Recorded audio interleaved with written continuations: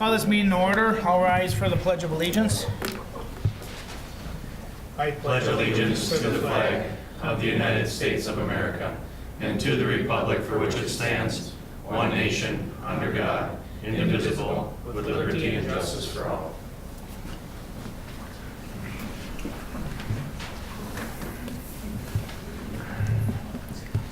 All right, can I get a motion to approve the agenda? Mr. Mayor, just a quick thing here. We do have a couple of additions to this. We have a fundraising gambling resolution under G2. We also had two additions here late this afternoon. One is for a contract for historical survey, and the other one is for county road for some mill and overlay projects. So that'd be J and K under action items. And then we'd like to table items 6C, which is the container one. Councilmember T. Schaefer would like to be present for that conversation, so he has to table it till next month. All right. Are we good with the agenda? Can I get a motion to approve? So moved. Okay, can I get a second? Second. All in favor say aye. Aye. Opposed? Motion carried. Open forum. Would anybody like to approach and talk to the council at all?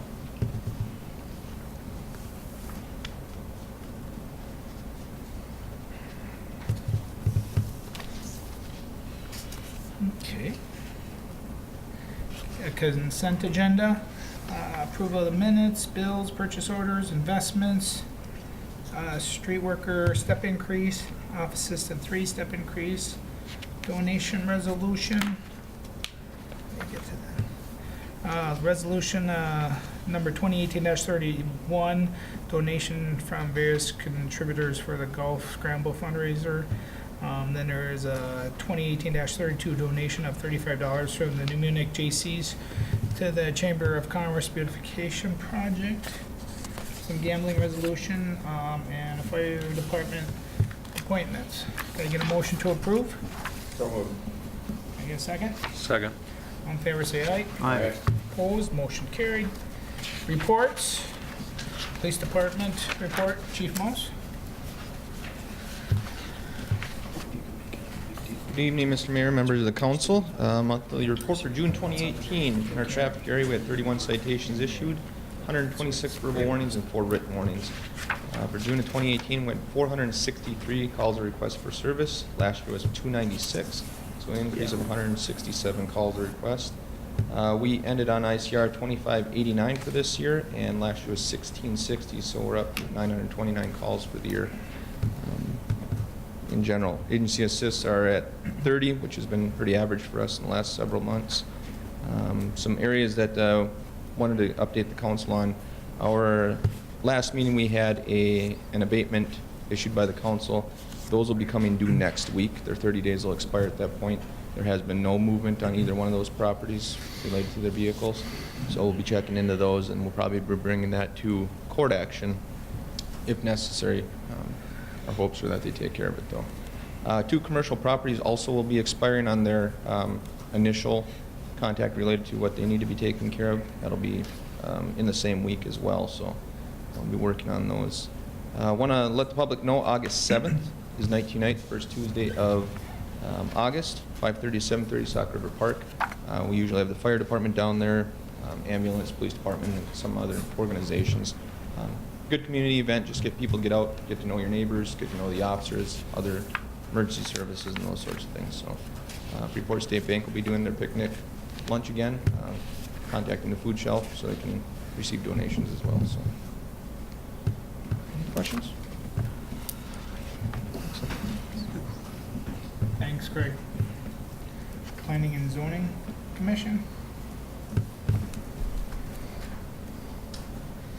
Good evening, council members. The Planning Commission met and discussed the Casey's preliminary and final plats, made a positive recommendation, and that's before you tonight. They also discussed the fence ordinance at their last meeting, the mixed-use ordinance, and the portable and temporary storage unit ordinance. For the next agenda, we anticipate the Coburn's rezoning, which goes out for the publication next week. We also are going to move forward with the craft lot, the former craft lot rezoning for the next Planning Commission agenda, and also continue to move forward on the sign ordinance revisions.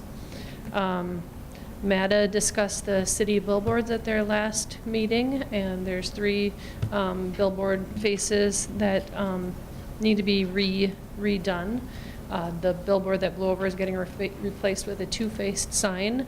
One will be a city message, one will be a school district message, and then the existing sign by the golf course will have the Missouri River Energy message. For future items, we anticipate Dwayne Kemper and St. Mary's Church pre-application kinds of things moving forward. And then on the horizon, also Proliant, we talked about that previously. They haven't moved forward yet.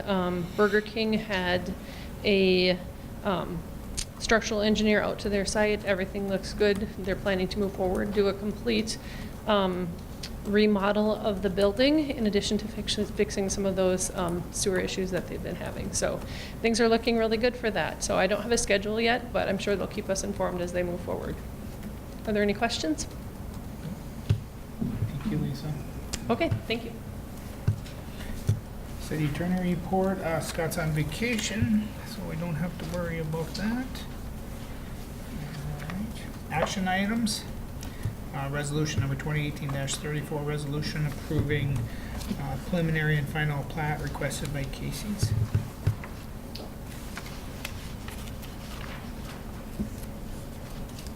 For you tonight is the preliminary and final plat of Casey's. Everything is in order to move forward. There's a resolution for your approval. There's a bunch of conditions. Most of it is just standard language.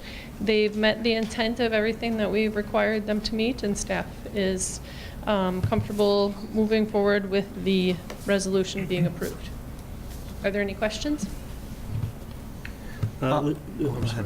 I was going to say, could you, there were a few minor changes that haven't been discussed here, right? Minor changes. Which One ones were you was thinking of? The orientation of the car wash, for one thing. Sure. Just so everybody's Yes, aware. thank you. Yes, I should do that. Between the previous meeting and this meeting, the applicants, city staff reviewed their site plan in more detail and determined that the lineup going into the car wash would probably be causing some disruption with access to the site, to the fuel station area, and recommended that they either reorient the direction that the vehicles go into the car wash or consider some alternatives. And so they came back with a reorientation of the car wash to actually physically move it behind the fuel service station. They would access, this plan is not big enough, but they would access, so this is like the Dairy Queen is over here. And so it was located right here, with this being the gas station, and the car wash was here, and you came in there and went to it. And we were just concerned about the backup of cars. And so they've moved the car wash over to here, and you would actually go in through the car wash and come out, and you could go out there or even through there. So we feel that it addresses a lot of the issues that might have potentially been problems moving forward. And we felt that the conditional use permit had some flexibility to allow that revision, because we did have some language in there allowing for increased landscaping, which this certainly does provide for. So I think we're good to move forward on that. Lisa, maybe you could touch just briefly on the turn lane that's going to be happening with the plat. Certainly. That's a real positive. In reviewing the development and the preliminary and the final plat, staff reviewed the ordinance regarding the width of the roads, and the road, Country Club Road is 60 feet wide in that area, and so we requested that they grant an additional 6 feet of right-of-way, and then also additionally, due to the increased traffic provided by the site, we felt it was important that the site have a right turn lane on Country Club Road. And so the applicants have provided for that, and they will be putting that in at their expense. And so that basically just widens that turn area, and then provides that right-hand turn traffic. So that should help to reduce some of the traffic for people going left or straight. In addition to that, the other benefit is that across the street, it looks like almost like an offset intersection now. So Mike Nielsen, city engineer, has been consulting with the county about some restriping of that, just to help clarify that so it doesn't look like a weird offset. So it's going to be a stronger, better access there. The applicants have been doing really good at meeting all of the conditions that we've requested, and everything's been moving forward very smoothly on this portion of the project, so we recommend approval of this. All right. Is there any other questions? So the staff recommendation is adopting the resolution approving the preliminary and final plat of the Melrose Casey's addition, subject to the condition noted therein, including not limited to signing of the attached letter of understanding in lieu of requiring more formal development agreement. Okay, got that? Can I get a motion to approve? I'll make that one.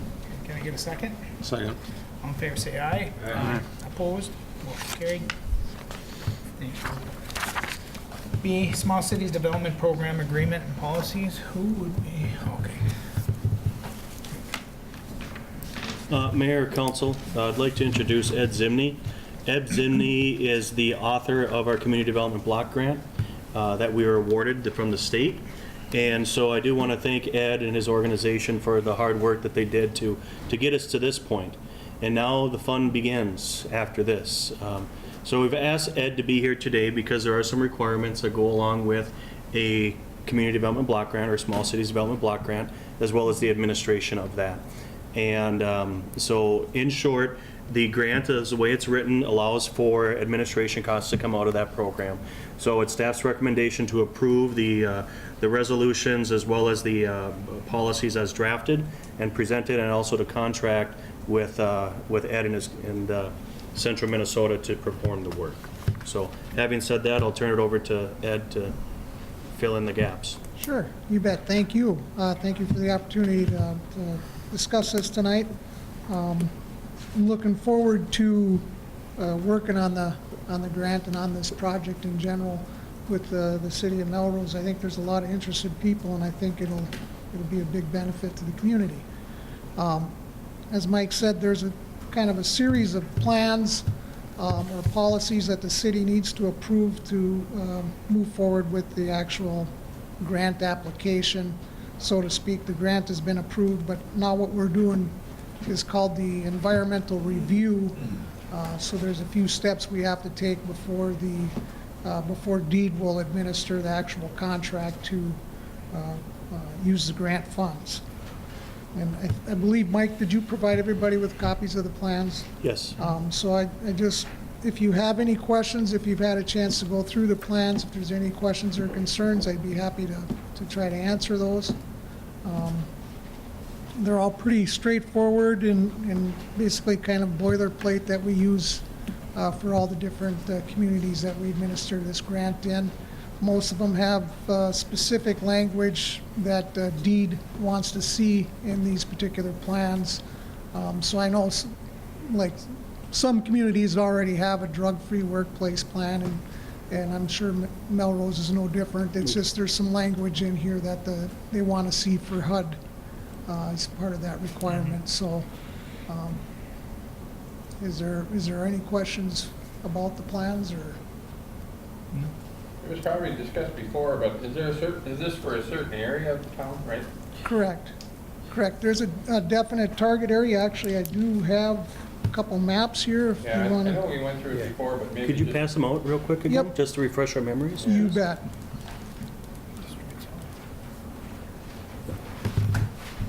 So there's a commercial target area, and then there's a main target area for residential. How did those areas get picked? Those were picked because of the street surveys that we did prior to the application. Okay. So it was homes that looked like they needed the most need. And then also we sent out surveys to homeowners in the target areas.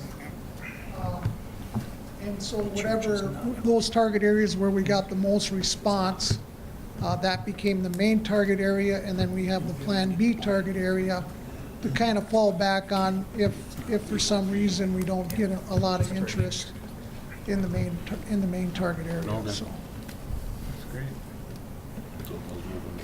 So how many potential properties is looking at helping? I believe it was eight residential and 4 commercial is what we applied for and received. So Ed, just to be clear, just so in case people do want to know, the priority of funding goes to plant section A, target area A first, and then if we don't have enough applications or enough people to use that, then we go into area B. Correct.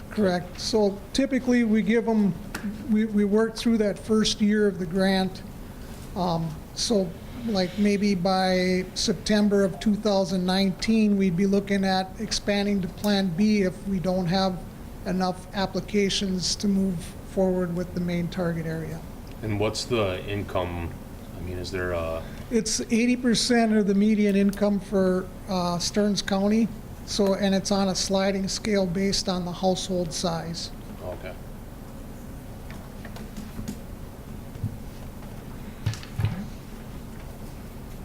Well, it's wonderful for the community. We appreciate you helping us out with this. You bet, it's my pleasure. I enjoy the work, so it's a double win for me. I get to do something to help people and help communities like yours, and it's an enjoyable job. Great. Anybody have any other questions, or? No? Well, then I guess the action item is to provide consideration to adopt the policies. Can I get a motion to approve? So move. Can I get a second? Second. Okay, first and second. All in favor, say aye. Aye. Opposed? Motion carried. Well, thank you. Really appreciate all you've done, okay? Thanks.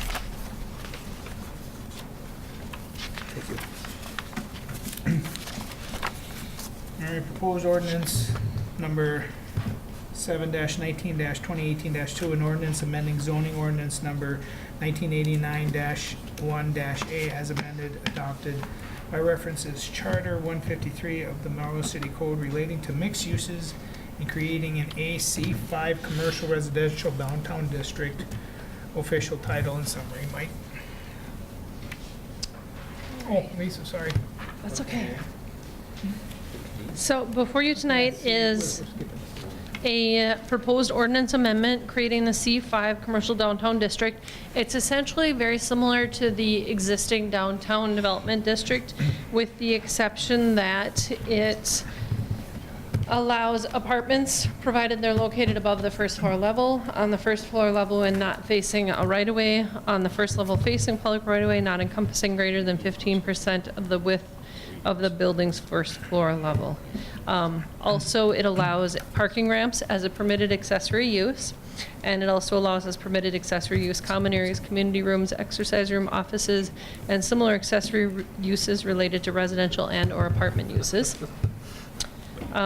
There's various minor revisions throughout the code. And one of the more significant ones is that the maximum height for C5 is 45 feet. This is the highest height allowance throughout the city. All the other districts are pretty much 40 feet with the exception of C4, which is 20 feet. But otherwise, everything is pretty much consistent with the C1 ordinance. We wanted to keep it flexible, which is what the intent of the downtown code is. Are there any questions?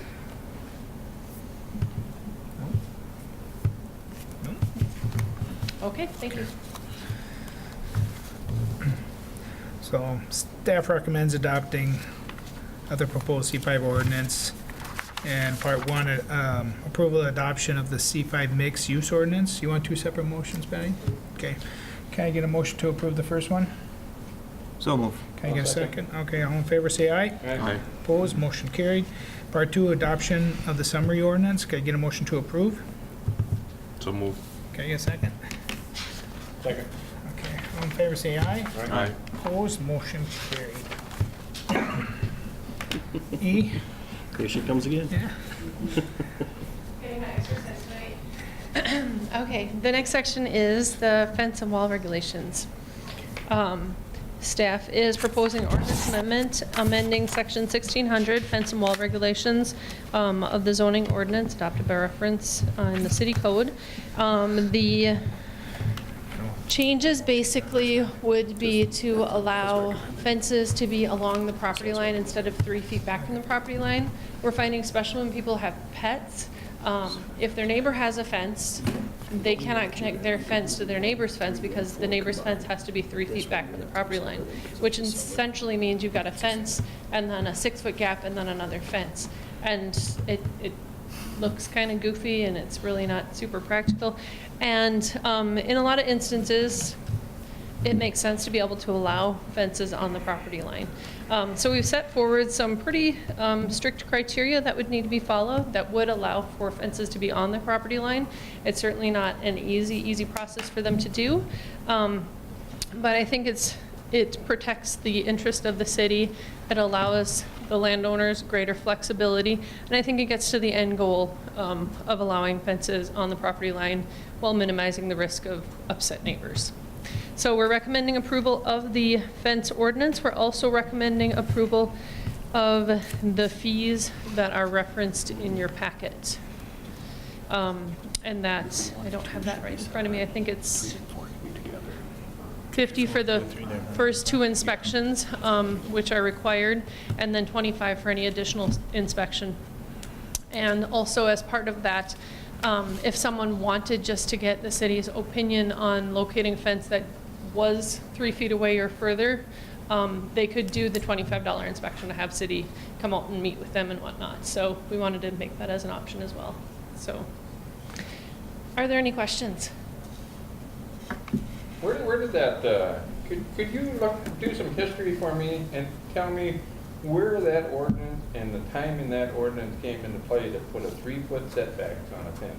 I know you don't weren't know. here, but I mean, Yeah. it doesn't make any sense at all. That was I can't understand it. about 10 years ago, if I Yeah. remember right. Somewhere around 10. I remember there was a couple fences that people had put up, and it created a lot of, people were up here at the city center talking about, wanted the city to do something about the fences, because people would put fences up and they would cross the property line at one point or another. And then city staff would have to get involved and tell them, well, exposure pens and this and that, but there's nothing in the ordinance.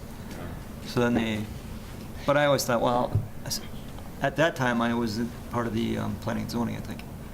And I've been waiting for this for a while because I think that it should be allowed, but it should put the owners, or the due diligence on the property owners to come to an agreement, Correct. so. I think it really it's is a good I compromise think so. between doing the right thing from the city's perspective and making sure the fence gets put in the right spot without it being dealt with after the fence is installed and everyone's Right. already mad, and then you've got an existing fence that may or may not be in the right location. And this does a really good job. It requires an agreement that would be recorded against the property regarding the fence that's shared, so that both properties have that recorded on their parcel, so that any future owners have to comply with the agreement. So I think it really does a great job. Oh, yeah. Like I say, I can understand it being on the property line and being, understanding between the neighbors and get it surveyed or whatever, but that 3-foot setback, who was the city attorney at that time? I mean, that doesn't make any sense at all. It's not uncommon actually to have that 3-foot setback, but it's not super practical. You talk to a farmer out there that has a fence line out there and he's gonna put a 3 feet on his property around 160 acres? I mean, Maybe not popular, maybe it's not Is common that in the the buffer county, rule let's now just that put we it got? that way. Within cities though, it isn't I uncommon. can understand trees and shrubbery, but not a fence. I agree.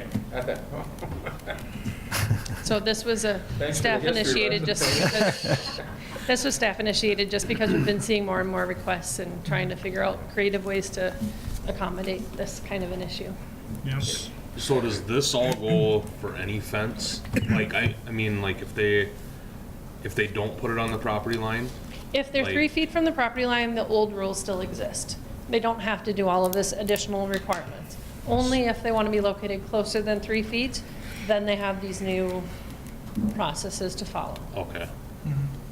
Yeah. So So if they're if- 3 feet and beyond, I'm just, one thing I'm looking at is like, the nice side of the fence has to be facing.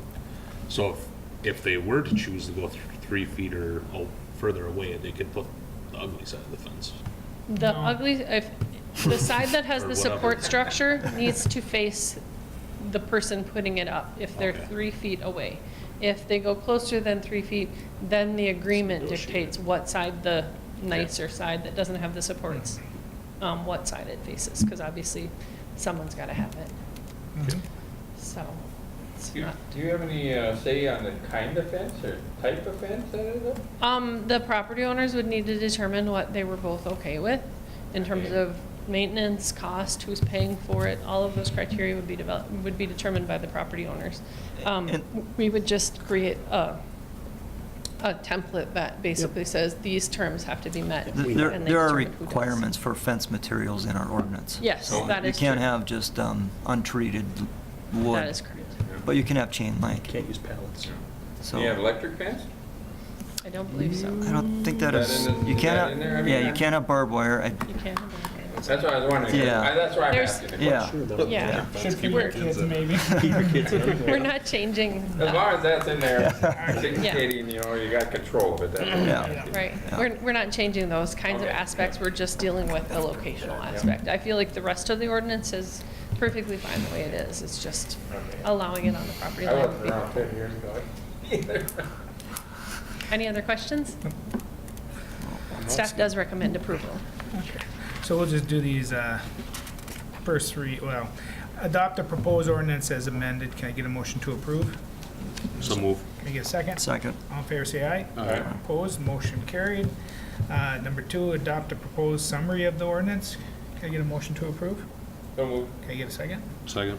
All in favor, say aye. Aye. Opposed, motion carried. And then we'll do 3 and 4 for the setbacks and the fees and the reinspection. Can I get a motion to approve? So move. Can I get a second? Second. All in favor, say aye. Aye. Opposed, motion carried. All right, where are we now? We are at 6F. Now, First Street Northeast Project, pay voucher number 2.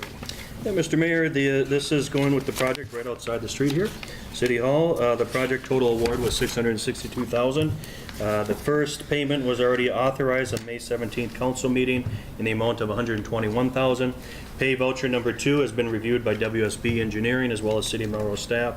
It's recommended that we pay voucher number 2, which is $153,116.30, less the 5% retainer for the payment of $145,000. So it's staff's recommendation to approve pay voucher number 2. Can I get a motion to approve? So move. Can I get a second? Second. All in favor, say aye. Aye. Opposed, motion carried. Seal coat pay voucher number 1.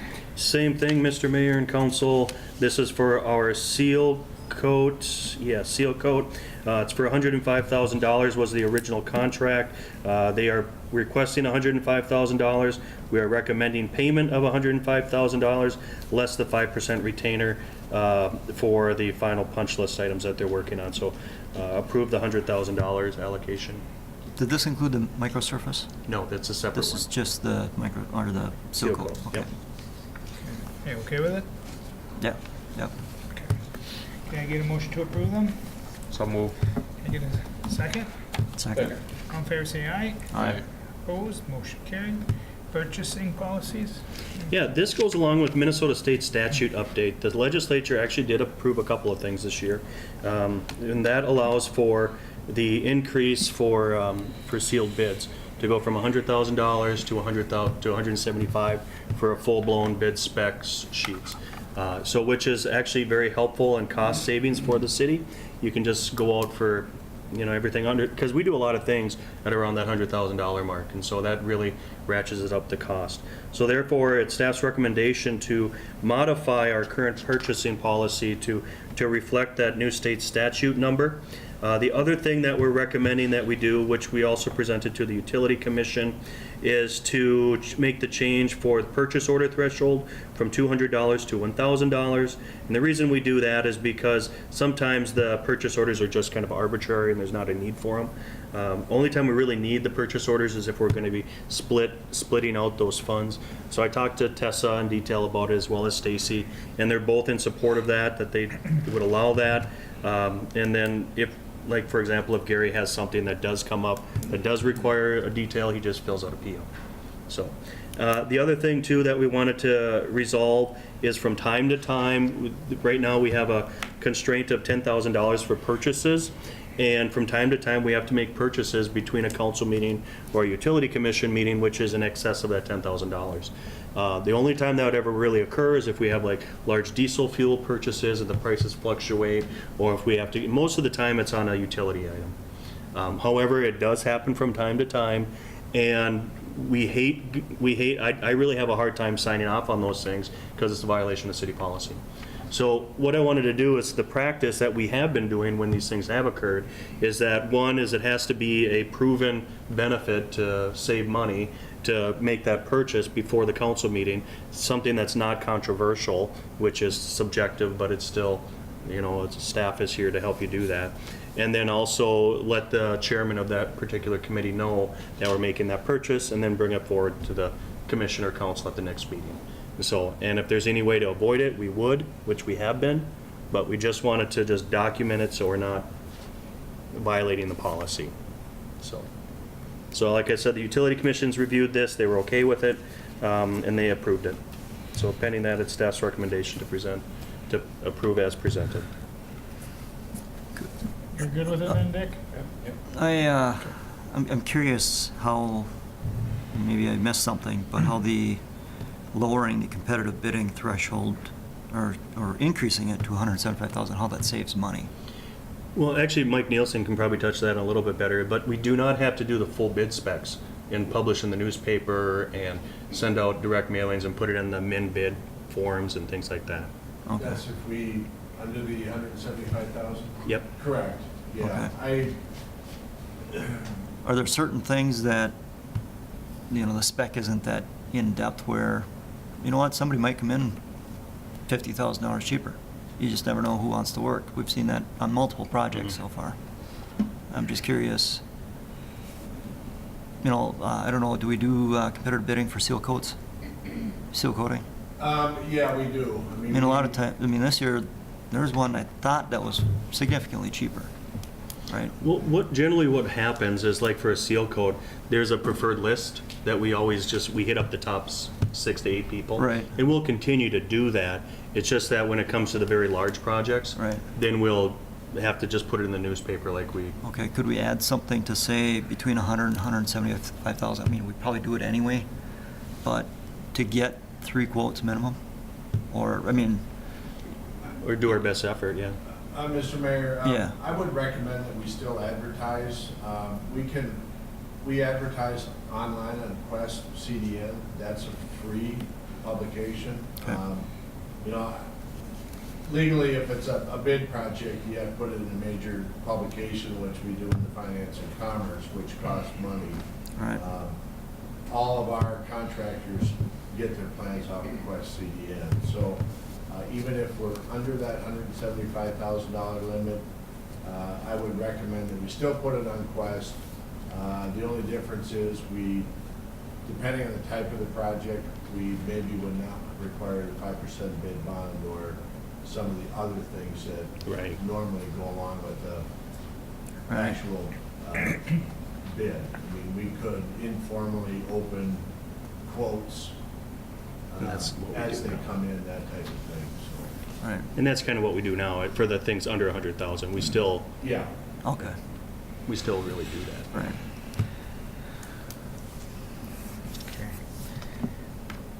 Can provide consideration to amend the purchase policy. Can I get a motion to approve? So moved. Can I get a second? I'll second. Okay, all in favor say aye. Aye. Opposed? Motion carried. Ashby Union Wage Scale Apprentice Line Worker. Yeah, this is just a historical practice that any type of wage consideration or modification to a pay scale or commission item, we have always endorsed it from both bodies, especially on an MOU. We had a intern that was working for the public utilities as an electric apprentice under the 750-hour rule. So having said that, he was actually selected to replace a full-time employee in the electric department who moved on.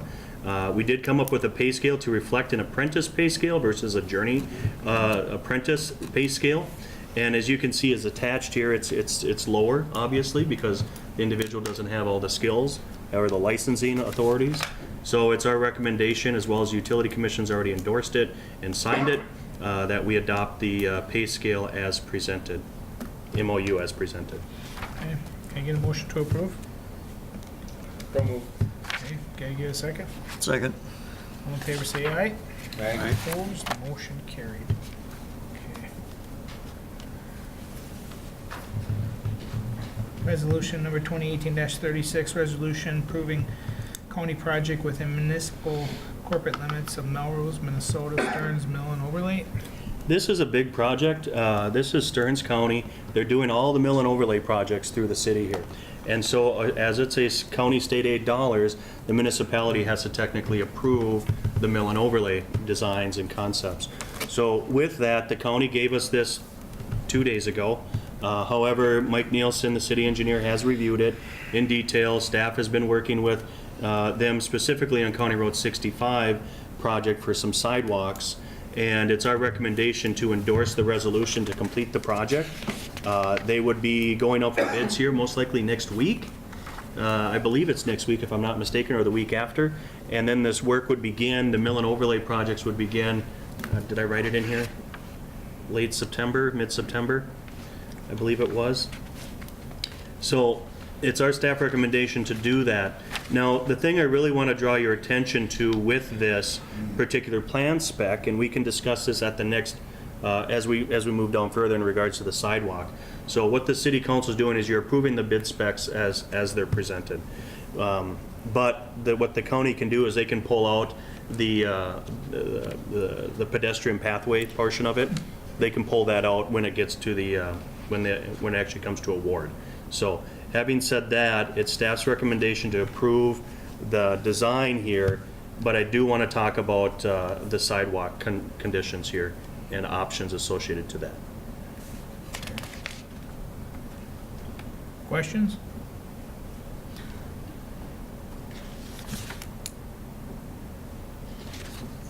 Yeah, what are we exactly approving here? What you're approving here is you're approving the actual design for the mill and overlay that they're doing. Look at just the mill and overlay. Just the mill and overlay. Okay. Okay. Consider to approve the resolution 2018-36. Can I get a motion to approve? I'll make the motion. Okay, can I get a second? Second. All in favor, say aye. Aye. Opposed, motion carried. Okay. State Historical Society, go ahead. Before you do that, and we're gonna, maybe we should just delay this conversation until we get down to the pedestrian pathways coming up here. When is that coming up? That is on C, 7C, I Okay, think. yeah, Or we can just, 7B. yeah, we can just hold off till then. Yeah. Okay. Let's see here, Historical Society request of Phase 1 EAW Archaeological Survey. I'll turn this one over to Lisa. I'm just frustrated with this one. Nothing, it's just frustrated. In moving forward with the EAW for the Rock Arch Rapids, the state received a letter from the State Historical, the Department of Administration State Historic Preservation Office, and they have requested that the city conduct a Phase 1 archaeological study, or survey, excuse me. And the city has contacted Blondo Consulting, who's a subcontractor of WSB, and they have offered to do the work for a not to exceed of $7,000, and the foresight of having also including it, excuse me, the craft lot will probably have the same thing come up, and so we're thinking that if we include the craft lot at this time and just do one archaeological study survey for the whole area, that will reduce our costs. And so that's kind of what we're thinking. And so we contacted Blondo and they have agreed to do that. So what's being requested of you tonight is that you authorize moving forward with having Blondo do the archaeological Phase 1 survey. Did we not contact them for the retaining wall and the arches there? And they said absolutely nothing, blah, blah, blah, shouldn't be a problem. That's why I'm frustrated. But now we're taking the dam out, which was built, you know, the current dam is long after that. It's probably that wall from the old mill, the Actually- original mill from the actually- 1870s. Yeah, but we had asked them about that We did. the first time. Actually, what's historic is the 1975 dam itself is considered to be historic. Therefore, we have to meet their standards to provide a archaeological survey or phase 1 assessment to determine that it's older than me, but not by, I think, 2 years older than me. I don't think I'm And an it's- architect, but They said that this wouldn't keep the project, Blondo, when I talked to them, Stephen Blondo, he said it wouldn't keep the project from moving forward. If the dam is what's seen as the historic feature, it may require that pictures be taken as the dam is deconstructed and just documenting the process. But he thought it wasn't a no-go, it just adds to the expense, unfortunately. And now it's gonna cost $7,000. right. So here's what we can do with that for funding wise, is we believe that we can take about 40% of that cost, allocate it to the tax increment district for the craft lot, if and when that gets built. So $3,000 of that $7,000 could be allocated towards that, and the other $4,000 can come out of the, Did we ask the administration's, the State Historic Preservation Office if they have funding available to pay for one? they do not have funding available. Well, just ask. It's very frustrating, but it's, Tony, you and I were both born in 75. Are we archaeological finds too? Yeah, probably. Great. We are treasurers. Yeah. All right, can I get a motion to approve? Up to 7,000. So move. Can I get a second? Second. All in favor, say aye. Aye. Opposed, motion carried. Old business, buffer fence, public works and shed. yeah, at the last council meeting, we talked, there's no action on behalf of the council, since the cost is being bore by the utility commission. However, there is going to be a little bit of work done by the public works guys. We talked about some different costs to put in this, but bottom line is that because the utilities is going to be putting in some additional storage next to the city's public works building located by our substation, that would then trigger us to put up a fence.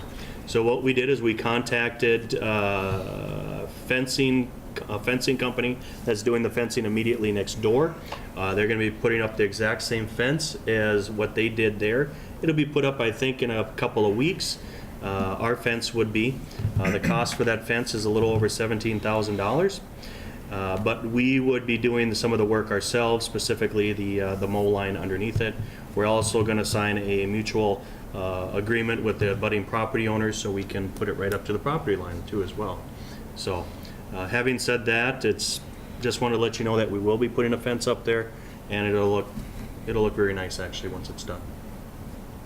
Is this still gonna match have? Willows, so It will. It'll be one continuous fence, right? Well, actually, Well, maybe not one continuous, but the appearance. yes. Yeah. Are they still doing the concrete? The city of Melrose will be doing the concrete underneath, an 18-inch or 16-inch mow line underneath it. Willow will not, that's not a requirement for them, but we will just because of the maintenance associated to it, and especially since we're going to be right up to the property line. So what gets up to the property line? The The cement? cement, Okay. the cement will. Is, is this utilities expense primarily? There will be about maybe $1,000 coming out of Gary's budget for just cement, so, which will be out of his maintenance. Okay. All right. So we're good on that? Okay, Coney Road 65 sidewalk project. Okay. I'd be happy to speak to that. Okay, and we do have people in the audience. So here's what we have going on, is the county is doing their mill and overlay project. We approached them about having them do the engineering and design work for us for the sidewalks. They completed that design work, estimates and engineering costs for that sidewalk portion and the pedestrian ramps. That includes 9 pedestrian ramps, which is required by ADA. Also some retaining walls. It also discusses slopes for driveways and some grading. And so their number came back at a little over just under $240,000. When I saw that number, I sat down and I took a breath, and then I had a conversation with Gary Mittendorf and Mike Nielsen, as well as the county engineer, about some options that we have. And then we also talked to like I said, we talked to the county. So we have a couple of options available to the city. The city, first of all, did adopt a master plan to put in a sidewalk there. So we talked about a couple different options for this scenario. We talked about abandoning the project altogether and then putting just a pathway or a marked pathway on the north side of County Road 65, which is just striped, and there'd be no parking along the north side of the road. That was an option that was discussed. Another option is that the city explores doing this in a phased approach, which includes doing the pedestrian ramps this year as part of the county's project. I think the county is doing, can you refresh my memory, Mike? I think 27. The county's doing a total of 27 pedestrian ramps as part of their mill and overlay project, and the city of Melrose would be doing 9. So like 36 pedestrian, does that include ours? 27 includes yours. Okay, so they'd be doing 18 pedestrian ramps, and then 9 of those would be our pedestrian ramps. That would be our cost. So, and then we would then, next year, or this winter, we would then do the bidding process for the remaining portion of the sidewalk that gets done this year with the mill and overlay project. And the reason we think that we can do it a little bit cheaper is that we can, one is we do not have to do prevailing wage. Secondly, it's a winter spring bid versus a late fall bid. And we think that we can eliminate some of the sidewalk curbing design work that they propose to do as part of their project as well. So we think that we can get the dollar amount below this here. Then this $240,000, we think we can get it in a lot lower. Gary's come up with a couple of numbers, but the numbers are still higher than we originally thought. So we do, as of today, for funding sources, we have a local business who's providing $67,000 towards this project. In our budget cycle from last year, before we were awarded that grant, we allocated roughly $75,000 to the sidewalk project. And that came from 2 different sources. One is we originally planned that we were going to take 50 grand out of our Fund 203 to pay for a seal coat, which we thought this was going to be a seal coat project versus a mill and overlay. So we were going to spend those dollars on County Road 65. So we were going to allocate that 50 grand to that fund, and then we were also going to take 25 grand, if I remember correctly, from the sidewalk fund to fund the entire project, about 75,000, which was our original cost estimate. So between the 67 and the 75, we're getting pretty darn close to what we think that number will come in at for funding this project in the next 12 months that we think that we can get it all done in. We asked Jody, the county engineer, if they would allow us to do the project as a whole on our own here this winter, do the bid here this fall, excuse me, this winter.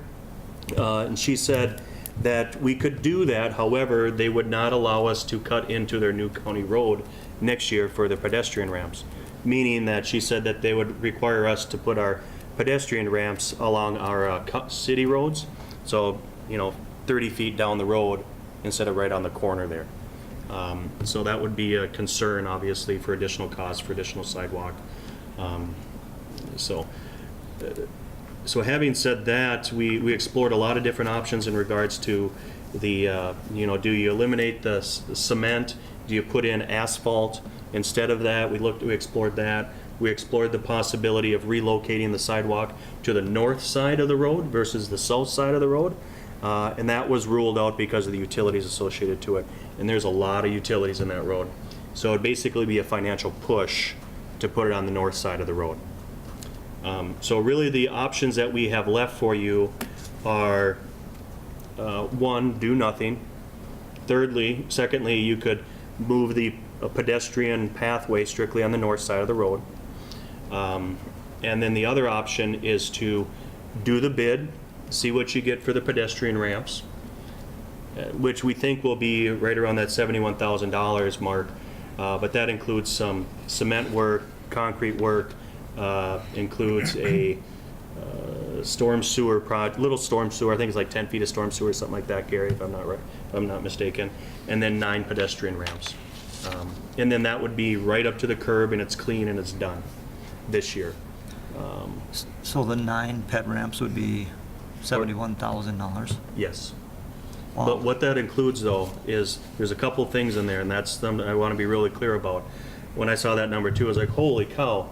Well, because this is a state aid project, the city of Melrose has to pay our percentage share of the overall project cost for mobilization, estimated at about $7,000. So you got 71 subtract 7, because we're about 10%. Prevailing wage. Prevailing wage in there, plus we have the, that concrete, we need to do that little bit of concrete work, and then that storm sewer, which is right around about 16 grand. So it's 16 plus 7, what is that? That's 22. So 22 subtract 71 is what we're looking at for those pedestrian ramps. So one of the cost benefits, and that's what I was asked Mike Nielsen to look at, is how many ped ramps are they putting in? You know, 27 compared to if we do it 9 next year on our own. You know, cost-wise, maybe there's efficiencies in scale, I don't know. Well, the other thing I thought about is, we're talking here, is that, you know, if we just wanted to put in the curb and gutter and do the drop downs, that we would maybe necessarily have to put in the ped ramp and the truncated domes this year. As long as we get the curb work done, I think they might be okay with just doing that. And certainly, you know, we could bid that out on our own and more favorably this winter when people are actually looking for more work. Might be the advantage that we could probably beat the prices, you know, that they're anticipating this fall. However, this is an estimate, and it seems to be high. I would anticipate the actual bid numbers do come in lower than what they're estimating, but that's something that we should approach with the county, is that if the numbers don't come in favorably for the ped ramp portion of it, maybe we could just do the curb radius returns and do the drop down, so we can do the ped ramp in the future. The county engineer said that she would be open to that scenario. I didn't talk to her specifically about that, but she did say that we could pull the project, the pedestrian ramps, all together if we wanted to, if it comes in super high. But then you would have those other issues, like I said. But if we're doing the curb, lowering it all down, we're not cutting into their stuff. Correct. That's what Mike was saying. Yeah. So, myself, I think wait and do the ped ramp later, get the curbing done. Sure. So See what the numbers come in. Well, what we could do then is we could seek the bids, see what it turns out at, and then we can then back out of it. You know, we could then just do the sidewalk, just the curbing portion only. Or if it comes in reasonably, then we just do that whole thing. No, originally I think we started looking at this because we thought we could get a lot of economies of scale with the county doing so much work over there. But have we determined that there's going to be a need for it? I mean, we've gotten on the assumption that there's going to be a need, but there is no proof yet that the sidewalk is actually needed yet. We do have Wabagon Trail that goes all the way out. That's a viable Wintertime. portion. Oh, that's true. If Somerville. I know, I've been trying to think But, of every possible option. At $238,000, I just can't see even, at this point, even putting ped ramps in, because you put ped ramps in, you have to do something with it. You can't just let them sit there for 10 years. well, The Mr. curb Mayor, work would be one thing, but, because then you just have some basically curb cuts. At some point in time, it probably wouldn't cost hardly anything to do the slip through the curb there, right? Actually, Mr. Mayor and council members, in regards to the need, a proven need, when Genio did their the EAW, they also did a traffic feasibility study, and that called for either a turn lane or a sidewalk to be placed there to provide safety for the area. We did bring up the idea of a couple different scenarios to our pedestrian pathways grant people that we have a committee on right now. It consists of about 14 people of various backgrounds, and they were obviously in support of a sidewalk. They would be reluctant to support a pathway on the north side of the road. They would rather see the sidewalk, but again, they don't have to consider the funding, and that's what they specifically said at that meeting. But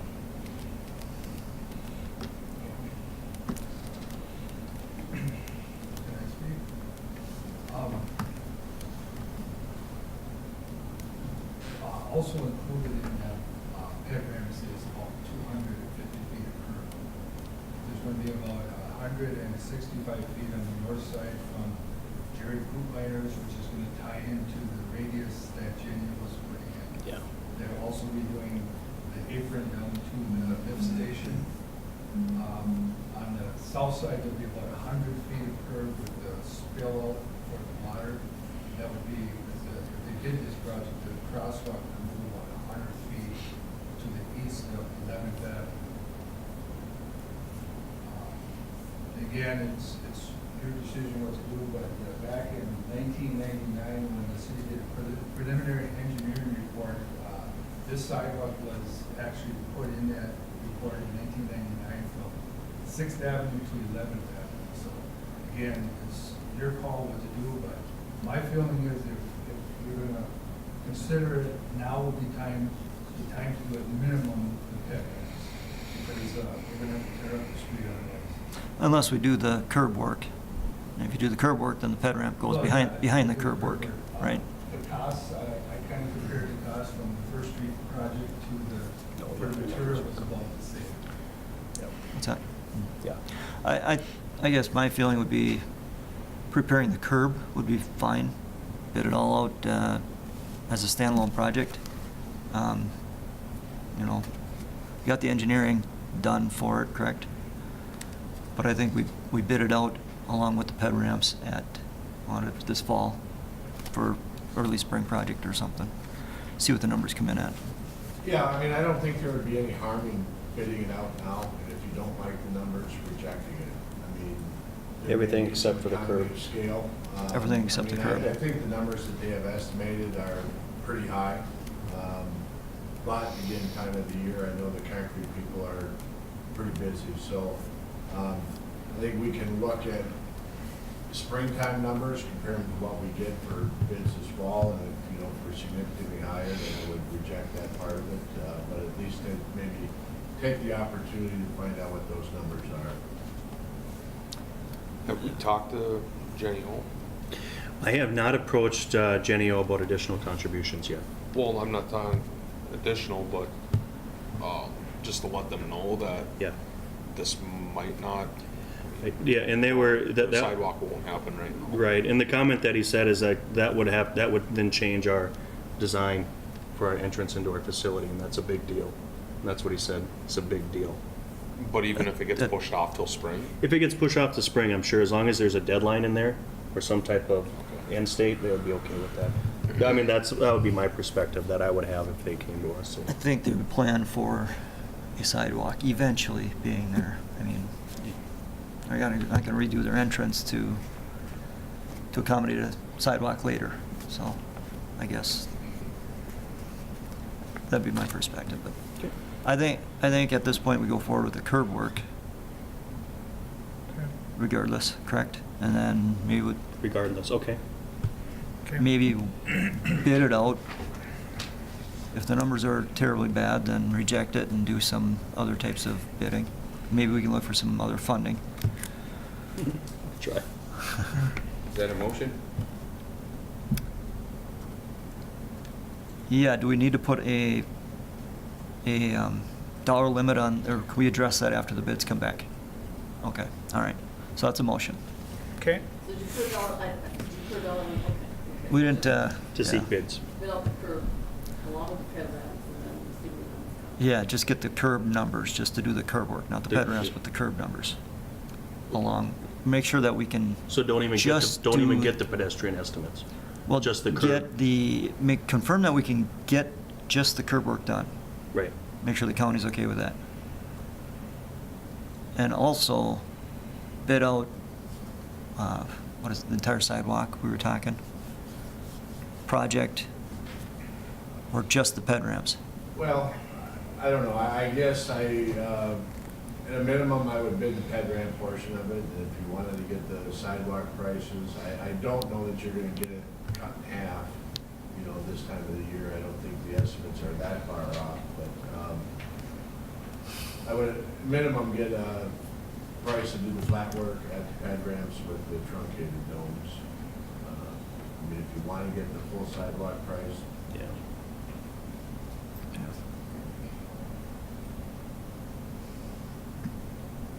All right. Like I said, it's staff's recommendation to do the pedestrian ramp, just the bid, to see what that is, and see what it comes back at. But at a bare minimum, like you were saying, like what Mike was saying, as well as that we basically say, yes, we will absolutely do the curbing portion of it, of the pedestrian ramps, but hold off on the other. Right. We got to confirm with county that they're open to that idea, though, right? So, motion to go ahead with seeing what the bids are on the ped ramps, Okay. but also confirm with the county that only the curb work would be okay. Okay. Okay. Okay. Second that. Second. Yep. Okay, all right. There's a first and second. All in favor, say aye. Aye. Aye. Opposed? Motion carried. First Street Northeast, 4th Avenue Northeast project update. Mr. Mayor, members of the council, I think as you drove in tonight, you probably see some of the progress. The other part of it was underwater, but they are getting very close to paving. We've got about half of the sidewalk to do. That hopefully, if the weather straightens out, they'll get some of it done tomorrow. Hopefully finish up Monday, Tuesday on the sidewalk, and then look at paving the project later in the week. So week and a half, 2 weeks from now, I think we should be looking pretty good here. I don't know if we'll have sod down yet, but you know, we should be flowing freely through the street again. So with that, are there any questions? Thanks. Are they doing any of the parking lots over there too? Yeah, they are. As soon as they're getting ready to pave, they're going to remove the city parking lot and then the alley, and that'll all be paved in the same day or two. Okay. So. Okay. All right. So we're good with that. Then the 5th Avenue Bridge Northeast Channel relocation arch rock rapids. Mr. Mayor, members of the council, we did submit another draft plan to the DNR and actually got comments back today. There's a little tweaking that needs to be done yet. But hopefully within a couple of weeks, we'll have an approved preliminary plan by the DNR, which at that point, then we can go through and do a more detailed cost estimate to see where we're at. Up until now, it's been kind of a 10,000-foot level cost estimate. So with the preliminary approval, we'll be able to go ahead and do that, and just to make sure that we're getting enough grant funding to complete the project. So then also, after that, we'll submit the CLOMAR, or it's the preliminary 100-year flood evaluation, or change to the flood map. So we are progressing, and I'm sure Mike shared the news with the LCCMR grant, which is great news. So that's all I've got on that. Any Yeah, questions? was that, we just got the dollar amount, but it wasn't approved. Right, so what happened is there's something called the LCCMR, which is a legislative committee for, I'm not even sure what it stands for, but the city was granted. We went through the grant process, we went through the public hearing process, the presentation process, and then finally yesterday, the full committee review and negotiation process. And yesterday, we were awarded $2.7 million as part of the committee's recommendation, which now goes before the state legislature in January. And then we'll find out probably May 20th at midnight, when the session ends, if that got approved or not. So that's $2.7 million on our project. We still have a little ways to go for funding, we believe. We do have a very solid chance, we believe, for the Bowser program that we have working with jointly with the county. We're doing 2 lines of effort for funding, so if one doesn't go through, we have funding for another one. But as of right now, we have $2.7 million tentatively that we can now use in our grant applications to say, hey, we have a tentative commitment of $2.7 million on this project, which is a big deal. Big deal. So. Cool. Sounds good. Keep our fingers crossed. Thank you. Thanks. Thanks, Mike. All right. On the new business, filing for candidacy. The biennium city election cycle will be held November 6th. The mayor and 2 council members will expire on 2018. Filing opens Tuesday, July 31st, and closes Tuesday, August 14th at 5 p.m. The notice was published in the Beacon July 11th and the 18th. Informational items. First one, I'm glad you're here. Gary, 35 years, July 18th. Congratulations on your service. Suppose you want to come up and we'll take a picture. I told him we weren't going to do that, but that's all right. No, I figured that. That's why we're going to do it anyway. You don't look that old, Gary. Just start when you're 10. Yes, right here, please. One more. Thank you. 2 more. I'll text it to you. Oh, okay, that's fine. That's fine. I'll text it to you. Thanks, Gary. Good job there, Gary. Thank you. You bet. Yeah, thanks for everything you do. Okay.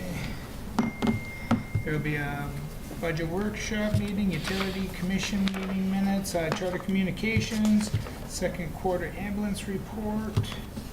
Did I miss anything? Oh, yeah. Yeah, typically we've done it before.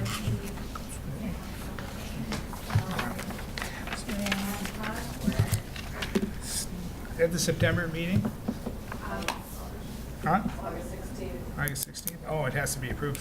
That's right. Yeah, to do that preliminary one. Yep. So we'll do it at 5 again? Does that work for everyone? Yeah, you can always recess it till after the meeting, right? Yeah. You love that. Plan it, yeah, That should plan work. it at 5. Okay. Okay. Anything else? Well, then, motion for adjournment. So move. Can you get a second? Second. All in favor, say aye. All right. Opposed? Motion carried.